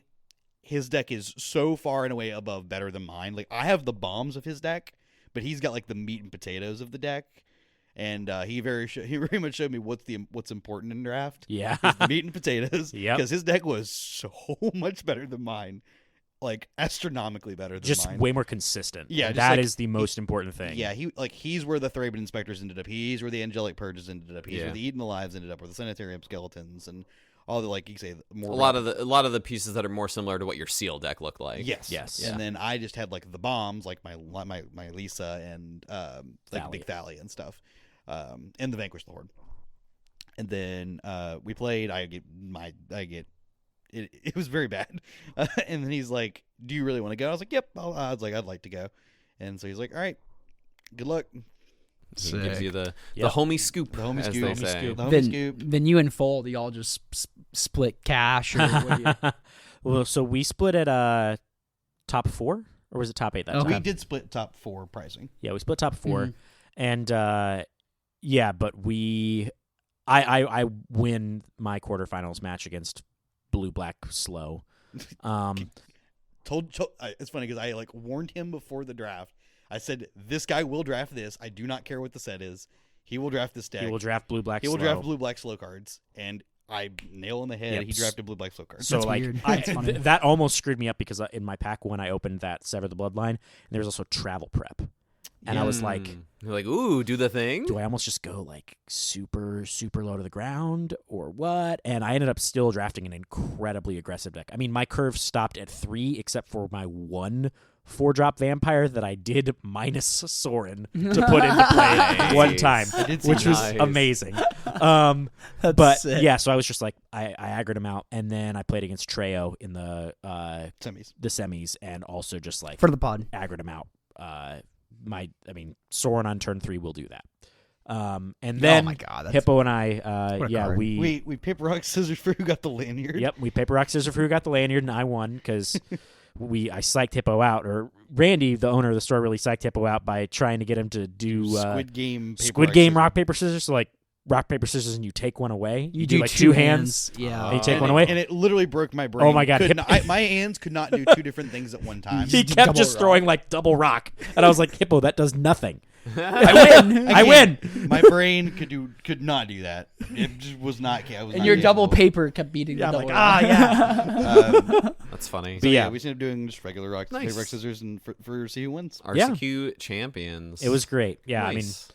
back to back, it felt really good. I Yeah. felt like, okay, I'm like really getting my legs under me and feeling the results coming from like just firing more shots. No, the justification's You always know? nice. Yeah. It's always fun to be like, Yeah. Yeah. winning's fun. Winning's fun, and like Yeah. I am decent at this thing that I Yeah, spend a lot yeah. of time I doing. can say this is my one RCQ of the season. It was There you my go. one and done. There you go. You're one pretty shot, good at that. My one shot in the chamber is like. Yeah, you're not going to play any more standard. Not trying to double queue. No. The other 3 of us played some standard on Sunday. Yeah. Yeah, a we little did. little We did. quick recap. Yeah, and Hippo, you got to commentate this. Yeah. I did. Yeah, because- so if you- so after I won, our buddy Austin heard about this, and The same store, Game Night Tennessee, that we the hosted Common the Common Ground Ground Cup at. Yep. yeah, and he knew that the broadcast there was only going to be one broadcaster at the booth the following day, and asked if he wanted any help, and so he reached out to me, and I was like, absolutely, I'll come down. I'm not doing anything anyways.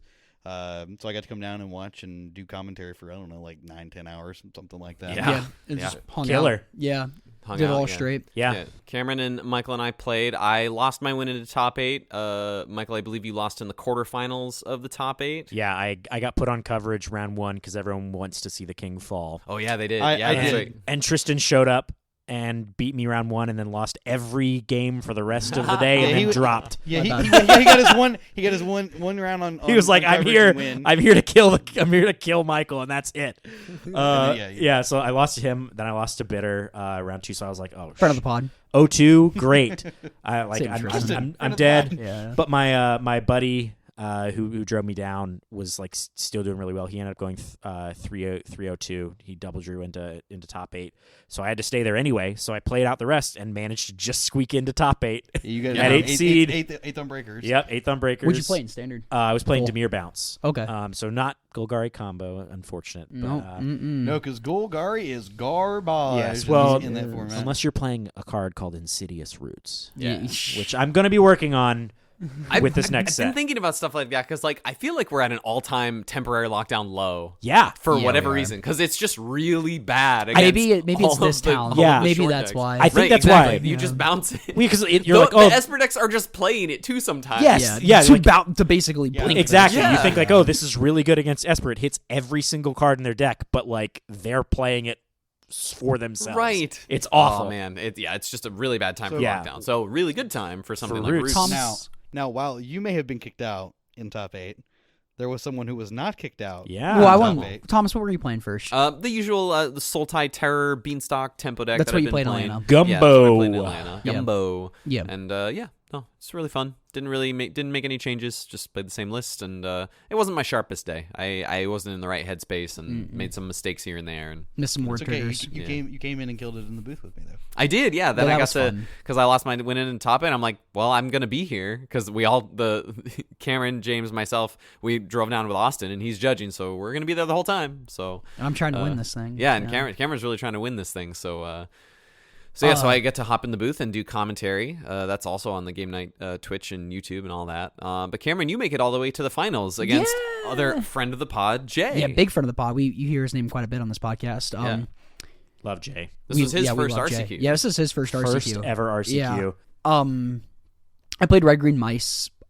Same main, little one card difference. I can't remember. I took out Obliterating Bolt, and I had one more of the 1-drop removal spells, and then I was on 3 Burst Lightning, 2 Torches, so it was a little different than my Atlanta list, like barely, and sideboard a little bit different, quite a bit different. Then round 1, I won't full recap. Started out 3. I basically started out 3-0 out of 5 rounds, able to double draw in the top 8, but I got paired against Thomas. And I was 2-1. Yeah, so you have to play it out. There was a coverage match too, so you can go rewatch all the coverage on Game Night's Twitch channel. We'll link it too. And so Thomas and I played. I beat him. I draw with him. Yeah, So you so it have gives a me win another in. chance to win yes, it in. because Like, I we still could've- want to. we- I still want to secure top 4. Yeah, you want to make sure you're in top 4. You have a higher seed. Like we probably would have been okay to do. Like it's a little riskier, but you probably would have been okay if you concede and have us both be at 3-1 because your tiebreakers are going to be way better than anyone else at 3-1. But it's still you never know. Nah. There were a couple other draws in the tournament too, so like Yeah. it was a little weird. So just make sure you guarantee what you need, Yeah. and you're just Yeah. doing me a favor after beating me Yeah. anyway. So Yeah. yeah. Then And then I lose. draw Lose with to your yours. buddy Andy. I didn't realize he was Andrew. Andy, yeah. Andy. I didn't even realize he was in our Discord. Yeah. I knew that person in the Discord, Recent but addition. I never, and I've met him and played him in events Yeah. before and You talked didn't to him. make the Thought, connection. yeah, I'm like, oh wow, he's a cool guy and stuff. Yeah, really cool guy. And then I see this guy in our Discord, and I just never made the connection they're the same people. So that's really funny. yeah. So ended up going into the top 8. I feel I think I got 2 coverage matches versus Holden in the Mirror, friend of the pod, Team Hot Dog, versus Holden in the Mirror, and then versus UTG. And I feel like both games I am just like playing at 100% like red deck. Like if you want to learn how to play a red deck, go watch the VOD. Like I'm being serious. I'm sorry. I gotta shoot you down real quick. What's Sorry. up? If you want to learn how to play a red deck, go watch a legacy match from like 15 years ago. It's of Patrick Sullivan playing. That's how you play a red deck. Yeah, if you want to learn, if you want to cast relevant spells though, you can watch this one. Brutal. Brutal. Not two has. No, I'm kidding. They're both very good Magic players. One of them still actively very much competing and doing well. Yes. No, but I am very, very proud of my play. Like, No, you played very, very Yeah, well. you played Yeah. great. There was a Like- really great spot in Game 2 of the finals where you were playing to a very specific out and you hit it, and only because Jay also then had the follow-up answer. everything. Yeah. Not the follow up answer. Everything. And that was brutal. But I mean, like you even we could go into it later, but like you hit the Lithomanthic Barrage to like finally get rid of the Sheltered and like after missing my land drops, but you did that a lot on coverage. Yeah, I know, Yeah. very annoying. What was my first round of top 8? It was the red. You were red green mice versus red white. Yeah, mice. red the mice mirror. red white mice. I was playing against that, which is like kind of actively hard because they have Shelter by Ghost. Is that Will his name? Yep. Yeah. And no splitted. I'm like, I want to split in top 4. You know splitted. Yeah, it was me. Oh, I knew it was him immediately. Yeah. I might as well split in top 4 Powerful. because I guess I was on top. I'm like, man, I'm on my A game. Yeah. There's no way I can lose this thing. And so got there 2-0. I had a really really sick line where they swung with a 9. They like swung for lethal, and I had a 6/6 Screaming Nemesis, and they had a 9/9 Double Striker. Yeah. I block with my 6/6 Screaming Nemesis. I let before first strike damage resolves, I torch the tower, sack my Innkeepers, deal 3 damage to my Nemesis, shoot you for 3, put you to 9. Your 9/9 does. And then 9 is lethal from the first strike. Or 6 is 9 Yeah, is lethal. Because Yep. it's 9 power. Yeah, because it didn't have the trample or whatever. And Wait. like, You torched your Screaming Nemesis. that you were also blocking with? Yeah, it was a 6/6. Oh, it was a 6. Yep, okay, yep, okay, yep. okay. It had some counters wait, from wait, Innkeepers. wait. You with the Nemesis trigger on the stack. No. So they swing 4 damage. I think they swung with like they're at 9. They have a 9/9 Double Striker. Your Nemesis is a 6/6. Yes. Okay. They have a Cool, 9/9 Double Never Striker. mind. So they're Double you block, Striker. You torch 3 damage. 3 damage, And then the 9 9 from damage. first strike. Yes. Oh, it's Takes 6. them out. I think it was 6 because I had trample 2 and they can only assign 6. So like it was exactly lethal. Oh, okay. Sure. And so it was just like a very tricky spot, and I'm like, But it didn't- that's but it didn't wild have because of lifelink. that trample, yeah. yeah. Oh. So I felt really good about that one. They also like didn't draw a white source to like, and they showed me their hand. It was like 2 Sheltered by Ghost. And I'm like, sick. That is one of the hard parts of playing red white right now. With the mana base is not very strong. Yeah. Also, We Nowhere to get a Run is a Verge, very though. good card. Well, the thing is, the Verge is white first. I thought the Verges were gonna follow the same pattern of the deck can first also color stick a plus little bit the enemy color underneath it, same as they have for the allied colors, but they're the reverse. Yes. So it's white first and then red, It is green, possible- blue first and then green. Like It's also throwing me possible off. that like that deck looks a little bit different if you want to like make use of the mana base that you have available to you. sure, yeah. So No, the mice cost red. The good mice cost red. Yeah. And but then I played James Baggett, the same person who beat you Hippo and scooped you in. He also beat me and scooped me in. And so he that probably was, had the best weekend in Tennessee. Oh, yeah. I do He not dropped- think that was particularly close. He No. made out like a bandit over the weekend. Yeah, absolutely. yeah. Played He played- incredibly yeah, well. Out of his mind. 3 RCQs, dropped Techni- 1 match across the entire weekend, a win, and scooping 2 homies into I finals. was like, he technically got his queue against me if he wanted it. Yep. And Second queue, yeah. and I'm curious to know if he would have also have beaten Jay. Yeah. In top Yeah. 8. Like Yeah, because he was playing like mono blue terror and Mono standard. blue terror, So, which was so he bounce. literally walked. It's just he- a Pauper deck. So he literally walked into the day and he's like, "I'm going to handicap myself today by playing this garbage pile of cards." Yep. And he all day kept saying, "This deck is bad. Don't play it." And It's He really just good didn't against drop red a decks. match. Well, it was good just- against yeah, it was good against red decks because you just like fog the first few turns. with like unsummons Yep. and Yep. stuff. Yeah. And then you can just block with terrors and stuff. So he scooped me in. We played 3 games in coverage. Then in the finals, I played against, again, friend of the podcast, Jay. He was playing Esper Pixie, first RCQ, first time playing the standard deck in an event and stuff. So, like, and we played 2 really good games in coverage. If you go back and watch game 2, there's like a really, really sick moment where I need to top deck 2 cards, where I top deck the Burst Lightning, and then I also threw Emberheart Challenger, top deck Monstrous Rage. And I don't know. I felt like I played like You had really, to really you well. had to level up your talent all the way. Yeah, and like you had to yeah. see it the previous turn to know you needed the mana to level it up the first time. Yeah. the turn before to get it to level 2 and be like, then you have exactly 6th land, 4 mana level up, a mana for Burst Lightning, a mana for the Monstrous Rage. You have to flip off of the Yep. trigger. Yep. Like And this is to hit him for like insane 12 line. damage Yeah. through blockers. Well, even more than that because of the prowess trigger. And here's the Yeah, thing: yeah. is that on the other side of that of the I think table, you might be right. on the other side of the table, Jay's got to also think about how am I dead here? Like what things put me dead in this situation? Yes. He tanks And for so long. He tanked for like two or 3 minutes, reasonably so, because obviously he lined it up exactly like how he needed to not be dead. Right. Yeah, he survived it to life. Yeah, we had 3 cards in hand. He plays out 2 of the cards, which were one of them is a Storm Chaser's talent, and then One of them is a Mockingbird.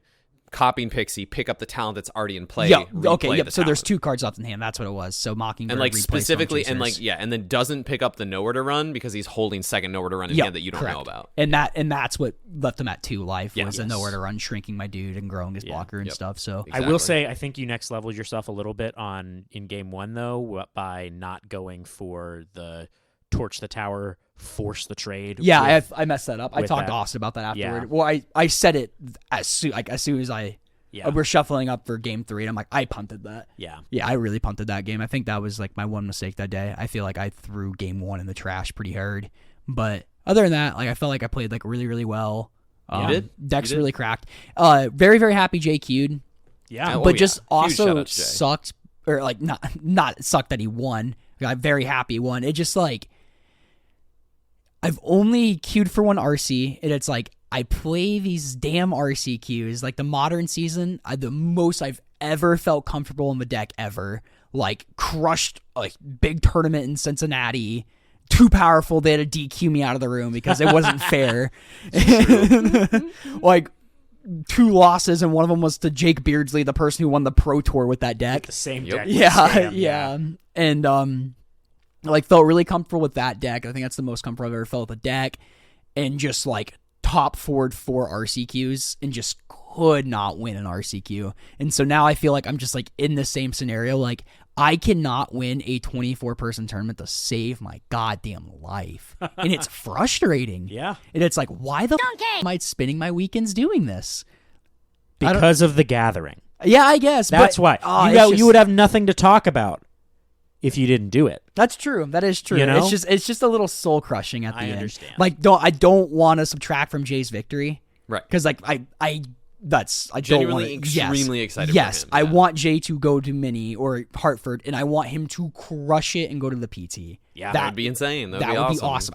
You did it. Yeah, Thomas. if I can do awesome. it, Same with any Hippo. number of y'all can do it. I didn't make top 8 of that tournament, and 2 of you did, and 2 of you already queued this weekend. I've kind of had a little bit of a struggle re-qualifying at RCQs since the Pro Tour, honestly. Yeah. Like, it took me a few months to, like, be like, oh, I was at this high, and then, Yeah. like, did really well in that Dallas RC, did really well at my first Pro Now Tour you're in playing with the Barcelona, yokels again. and then 05 Chicago, and just, like, and then I'm in my locals, and it took me a couple months to, like, kick that out of my head. I Of think like, Nathan it Stoyer doesn't- felt it doesn't playing matter. RCQs again. Yeah. Right? Yeah, You know, so, yeah. it doesn't matter. Like, yeah, I'm still good at Magic. It's just like this was a moment where I have to separate myself of like, okay, how much am I actually going to dedicate myself to this, and how much of this is just my ego having like conflated itself just enough that I think I'm like, there's a part of me that thinks like, oh, I can win one of these. I can be better than this. Like, I literally, when I first queued for the Pro Tour,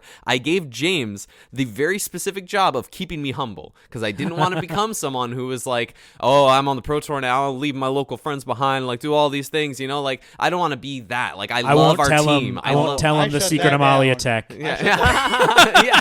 I shut that down so fast. Right, like all these little things. Yeah, that was kind of funny. That was a little cringe. That was a good. That was No, a good, it's fine. that was a good. A little cringe. Yeah, but like I value our team and our friendships like so much more Yeah. than any of that. And I've also seen on the other side, like when you're at that level, it's just we're still just playing Magic. We're Yeah. just having a Yeah. good time. We're think- glad we're here, you know. Yeah, and I think the most important thing to realize about that is it's totally not just how good you are that gets you to that level. I was going to say the same thing. So much of it is luck. You Yeah. can control so many variables, but why we all play Magic and why Magic is such a good game is because anyone can beat anyone. Yeah. Yeah, And it's a if huge that part was of it. not the case, that's like the big argument that people always have about, oh, I hate mana flood. I hate mana screw. Why can't we just get like one land drop every turn? It's like, well, when you reduce variance to that level, You would not like the game. No, Yeah. the game would suck. I mean, it's I'm sorry. yeah, you like having these wild number of variables is exactly what allowed like life to come into being. Yeah. You know, like from an without evolutionary standpoint, wild variables, like allowing evolution to occur and allowing things that are not expected to occur, life wouldn't be here. And that is exactly one of the things that makes life like worth living. Yeah. And variance. variance. It's like you just gotta, center yourself and say, hey, this is going things that I don't expect are going to happen, and that's a feature. Good. Not a bug. And to all our creationist listeners, it's been a good run. Yes. 60 episodes deep. we respect y'all's opinions too. But I had one last thought. One piece of advice I got from ever ago. It was after I got DQ'd out of the top 8 of a Cincy tournament, and I was talking to Carson's friend, really cool dude. He told me, he's like, yeah, I just try to like not let the things out of my control bug me so much. Yeah. Which was like very interesting, because then that was at the start of like 2024. And so like that like little like that conversation I had with him, he probably doesn't even realize this, but it's like stuck with me like so much, because like then I just like after that month just went through hell. Right. And then then one last thought I had about losing the finals, like being upset about it but still being very happy for my friend, was I had to like remind myself, and I'm like, I still see myself as a new Magic player, but other players probably view me now as more of a seasoned player.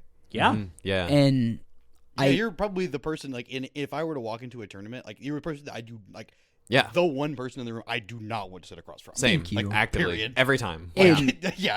Same. a lot of that is we've been taking Jay's kid, Sai, like, under our wing. Yeah. Like, we've mentioned him a lot. He's 12. Friend of the pod. He's 12. He's been playing in tournaments. He's he the played little in brother figure. Yeah, Yeah. exactly. He played in Spotlight. I was gonna say that I see him as like our group's like little brother and stuff, and I'll sprinkle in a little bit of wisdom on him. And like one thing I made sure to tell him, like when he wasn't doing too hot in Atlanta, was being like, hey, Magic's a marathon, not a sprint. Like, you're gonna lose a lot, and that doesn't matter how good you are. This applies to everybody. Yep. This applies to Mason Clark. You hear him say this all the time, because that is a very respectable Tennessee player. Absolutely. You'll hear him say this a lot. It applies to him. I've seen him 0-3 drop from our locals, go home after getting the pants beat off him a couple of times. Yeah. Like, It happens. And so to your point, a piece of information I gave Sai over the weekend was, or over to the Spotlight Series weekend, was, if you're not having fun, don't keep playing. yeah, it's like, why are we doing don't this? beat your head against the wall if you're not enjoying what you're Yes. doing. Good. Don't do that. Very good point. I think that's great advice. I mean, in DC, like I remember Dallas, I was one match away from the Pro Tour, and I was so stoked that I got that great result. I was obviously crushed that I didn't get there. Yeah. But I was like, okay, DC, I've done even more prep, because I honestly didn't prep for Dallas like at all, basically. And so DC, I prepped. Seems to go well for you. Maybe I should just stop prepping. But DC, I prepped a ton, and I think I ended up being like 4-4 or something like that. And Bitter, another friend of the pod, was there, and he had not done great either. And we decided, like, let's not even go back to the convention center on Sunday. Yep. Good plan. Like, let's just go walk guys- around DC. We just went to a bunch of museums. Yeah, And, DC's like, a dope city. we just had a great time, and it's like, you can't tie up all of your enjoyment just in this thing. in results. You have to Yeah. stop and look around and realize this thing is a beautiful hobby that has brought me together with a lot of really cool people. And yes, we have this shared interest, but that's not the only axis that we have to can interact on. I was actually talking about this with my therapist today, that like a lot of male friendships are predicated on shared interest. And because talking about, you catch that game last night, right? That's a way for us to interact with each other and feel safe, right? Because that's not me talking about my life with you. That's not me talking about things that you can judge me for. That is just an objective, like, we like this team. We like this activity. And so we can share that. But in order to actually get to know the people that you're with, you have to go a little bit deeper than that. And so stopping, looking around, realizing that, hey, this hobby has brought me in contact with a lot of great people. it would be a total waste to not try and get to know those people on a deeper level and have that sort of relationship. And with I them. feel like our group is like very good on that. Like I feel like we have focus on that first. Yeah, we have a lot of close friends. It's the gathering, baby. Yeah, Yeah. and I that's have said that before I even knew anyone sitting in this room. I have said the gathering is no, important. that's what I'm like really thankful for. Like I moved to Tennessee from South Dakota a few years ago. Like found a good group of friends, just kept going to events with them, keep knowing them more, hang outside events. Started a podcast with two of those dudes and stuff, and like hang out with them every Tuesday now. Went to your house instead of playing Magic Saturday because I'm like, I just don't want to play Magic. I'd rather just hang out with you in Carthel, and that's what we did. Yep. And it's just, it's really, I'm like very, I think we talked a little bit about our like 2024 recap a little bit. It's just like very cool that I have a lot of these relationships because of this game, and like I was put in a situation where it made sense financially for me to move back to South Dakota, take a higher paying job. Like my parents are like, hey, crash here rent free for however long you need until you, and like we had this job set up for you. But I'm like, I would be miserable. I love my friends here way too much. I'd rather be broke in Tennessee than well off in South Dakota. Yeah. Like a support system. Yeah. And like I love very my important. parents. I miss my parents Sure, dearly in South Dakota, but it's just like I think I would just be miserable there. Yeah. No, I get you. Getting called the F slur at bars. Yep. Yeah. Yeehaw. Yeehaw. Yeehaw! And with that, any other closing thoughts, y'all? We were. That was a nice little rambler. Fun. Yeah, that was a fun. Equally talked about the Pauper Cup tournament. Equally talked about everything else. Limited and life. A lot of Magic to go on. We all played a lot of Magic this past weekend. Actually, I will. One more anecdote. I actually got to explain basically what we were talking about there. It's like having a healthy relationship with the game. I actually got to explain that a little bit to James this weekend. It's like I don't see him nearly as often as I used to, or as frequently as I used to, because again, I used to play a whole lot more on the competitive circuit. I just don't for my sake of the health. You pick the Magic you choose to play with your friends. I pick the Magic that I want to play, and I am so much better off for. And doing a lot of such. it's cube with friends. It is lots of cube. I will sit there and I will stream cube for my friends all the time. I will play whatever, or play Pauper. It's a format that I just enjoy playing because it's just a fun format to play. But yeah, I am very picky choosy with how I want to interact with the game, and I had to explain that to James, and James understands exactly that same point, because taking once you have a child, that changes your how you interact with the game. And not this is a different James. You're not speaking in the third person. James, no, you do not have a kid. Just for the audience. I'm talking about the James Baggett who had a tear across Tennessee. Yes. That James. He understood that I was like, I have to be very. I don't go to RCQs like everybody else does. I'm very picky with how I want to do that, and so he's like, yeah, I get it. And so I'm sure that may have swayed his decision to concede to me, but I don't know. It may or may not, but you can say maintaining a healthy relationship with the game is hugely important. I mean, that's great with any hobby. Basically, if you get to the point where you feel like you have to do something, stop and take a look around. Magic's not a job. Magic is not a job. It's playing Magic is not a job. Yes. I hope, and this is even more important than Magic is not a job, and I hope that this does help someone to hear. League of Legends is not a job. Stop. But Marvel Rivals. Stop doing drugs. But Marvel Rivals, though. That might be my job. Yeah. No, I mean, I actually just noticed that about Marvel Rivals with myself, where I was like, okay, I need to chill. That's a cycle that I know I go through, and I know a lot of people go through because games are designed. Somebody's asking if they want to play Rivals tonight. Oh, I will play. Hell yeah. But I mean, games are designed in a way to try and monopolize your attention, and so. One of the most powerful things you can do with self-care is reclaim that. I stopped playing Super Smash Bros. Ultimate. I got pretty good at it. Sure. Stopped playing on it, especially online, just because I couldn't respect I was a person behind the screen. Yeah. I've been through 10 GameCube controllers, from Gronk spiking them at a wall or the ground. I have put a hole in the wall by throwing a controller at it. Not a good place to be for a fucking video game. Yeah, exactly. Nope. So, and I saw that, and I'm just like, I should not play this game Yeah. anymore. Do not want to. Totally. And then today, before the podcast, I was playing Marvel Rivals, and I was like, yo, TV, I'm like, whoa, do any one of my healers want to like come do anything? Like, want to play the come on. game? But I'm like, I'm in a quick match in Marvel Rivals. Yes. I'm like, settle down. I think team games are even worse for stuff like that too, because then you're not just blame mad. it on You're not just mad at your opponents. You're mad at your teammates. You can too. blame. I'm never mad at my So opponents. bad. I'm blaming my teammates. Yes. Yeah. Well, thank you so much for having me. This Yeah, congratulations awesome. again. Anything Yeah. to plug? Anything you want to plug? I take care of yourself. That's it. That's hell yeah. That's it. Reasonable. Yeah. Love good advice. Hell yeah. We love it. Well, if you made it this far, thank you so much for listening. We appreciate that. If you got any questions for us, you can send those to commongroundmtgpod@gmail.com. We love hearing your questions. We love your ideas. We like running with them. Hopefully this episode answered a few of them, responded to a couple emails too. You could also send us a tweet or a DM at Twitter. You can see all of our Twitter handles in the bio below. We'll have the coverage links, all that fun stuff. We'll have that Rochester, New York tournament. Yeah, at the we bottom will. too. So, March 1st. Hey, I'm running a 25K that day. Wow. My first Powerful. one. dude, that's Trail sick. race. Let's go. Should be Wow, fun. that's intense. Yeah. No Cool. Good luck with that. Thank you. Y'all take care. All right. Thank you so much, fam. Later, everyone. Peace, y'all.